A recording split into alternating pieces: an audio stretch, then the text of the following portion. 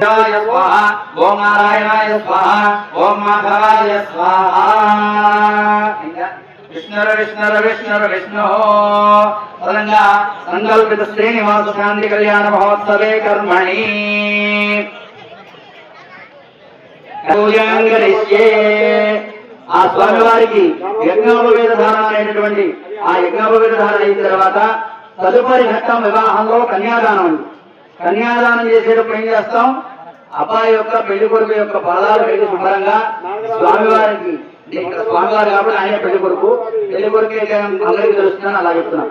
అది అబ్బాయి పెళ్లి కొడుకు కాలు కడిగిన తర్వాత చక్కటి పట్టుబట్టలు ఇచ్చి తెలుపు రంగు వస్తారు అన్నమాట. రంగుల